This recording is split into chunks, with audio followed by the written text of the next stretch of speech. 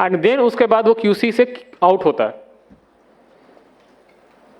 किसी भी एक जगह पे पैकेट सस्पिशियस लगा, कहीं ना कहीं तो वो रिजेक्ट हो जाएगा under the manual data quality check.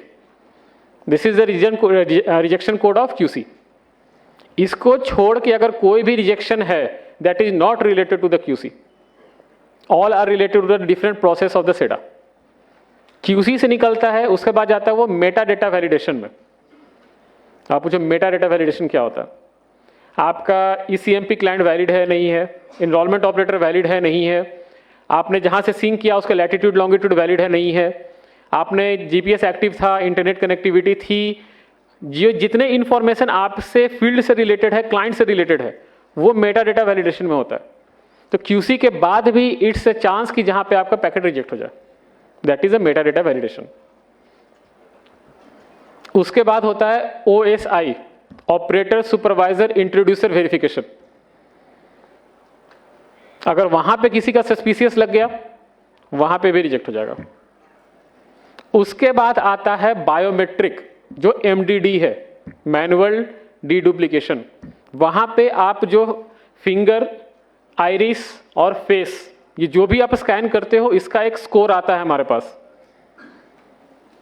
मैंने रिसेंटली जो कल मैंने देखा वो मेरे लिए मतलब शॉकिंग था कि किसी ने ऐसे आप स्कैन करते हो कि 4 फिंगर मैंने यहां से लिया, उसको ऊपर मैंने फिर से 4 फिंगर उस रेसिडेंट का लगा के दे दिए।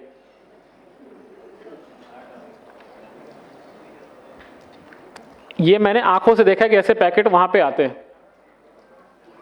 आप क्या करते हो, स्कैनर ठीक से साफ नहीं किया आपने, एक के बाद एक, एक के बाद एक, एक के बाद एक, वो कंटिन्यू उसी पे फिंगरप्रिंट आप ले रहे हो।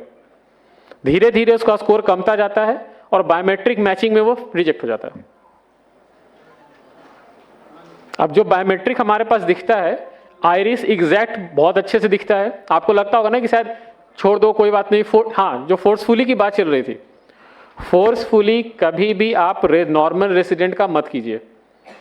एक्सेप्शन केसेस में कीजिए, जहां पे रेसिडेंट 60 ईयर से एबव है, जिनका बायोमेट्रिक कैप्चर नहीं कर पा रहे, या बच्चा है और वो 0 to 5 के बीच में आधार बना और उसके बाद वो 5 ईयर के अंदर में ही आधार अपडेट करवाना चाहता है, उस सिनेरियोज में बायोमेट्रिक ठीक से नहीं मैच होती, तो वहां हमें फोर्सफुली देना पड़ता है। लेकिन जो नॉर्मल रेसिडेंट है, जो 30 साल का है, 20 साल का है, 40 साल का है, उसकी बायोमेट्रिक सब कुछ सही है, कोई प्रॉब्लम नहीं होती। बट वहां पे जब आप फोर्सफुली डालते हैं ना, तो एमडीडी में वो दिखता है कि ये फोर्सफुली डाला हुआ है और इसकी रिक्वायरमेंट नहीं थी, और उसका स्कोरिंग होता है 2, 3, 17, 19 आउट ऑफ 100, वो वहां रिजेक्ट हो जाता है। आप सिस्टम के ना कॉम्प्लेक्सिटीज को समझो कि 136 करोड़ पॉपुलेशन के डेटाबेस को संभालना इतना आसान नहीं है। और ये जो जितने स्टेजेस हैं, ये सारे स्टेजेस मैनुअल भी हैं और ऑटोमेटेड भी हैं। कहीं ना कहीं तो एक पैकेट फंसी जाता है। अब आप ऐसा मान लो कि मैंने अगर ये इस कोड में रिजेक्ट किया कि आपका लेफ्ट फिंगर का, लेफ्ट हैंड का जो फर्स्ट फिंगर है वो मैच नहीं किया ओरिजिनल आपके फिंगरप्रिंट से, इसलिए मैंने रिजेक्ट कर दिया। ये मैं रेसिडेंट को अगर मैसेज भेजूं तो रेसिडेंट क्या बोलेगा कि मुझे इससे क्या मतलब है? ये आपकी परेशानी है, ये हमारी परेशानी है। This is not a resident headache. वो वहां पे technical issues, data process error, वो वहां पे उस तरह के कैटेगरी में रिजेक्ट होते हैं। आप ऑफलाइन इनरोलमेंट कर रहे हैं, जैसे ही आपने सिस्टम सिंक किया, फ्रैक्शन ऑफ सेकंड के लिए आपका इंटरनेट चला गया। जो आप पैकेट बोलते हो, जो ईआईडी बोलते हो, वो ईआईडी प्री सेडा के बाद बनता है, जहां पे आपका डॉक्यूमेंट, उसका बायोमेट्रिक इंफॉर्मेशन, आपका क्लाइंट वर्जन सब कुछ मिलके एक 14 डिजिट का एक ईआईडी बनता है। वो ईआईडी बन नहीं पाया, टेक्निकल एरर। मैं समझाऊं कि कौन सा डॉक्यूमेंट नहीं आया या क्या नहीं आया, कैसे नहीं आया, कैसे समझाऊं मैं? और रेसिडेंट को उससे मतलब भी नहीं है।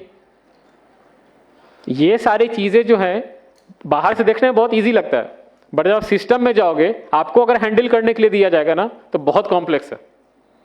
बाहर से तो ठीक है, 14 डिजिट का आधार है, तो 14 डिजिट के आधार को मेंटेन करने के लिए सोचो आप कितने रीजनल ऑफिस हैं, कितने एक टेक सेंटर है और कितने रिसोर्सेस काम कर रहे हैं।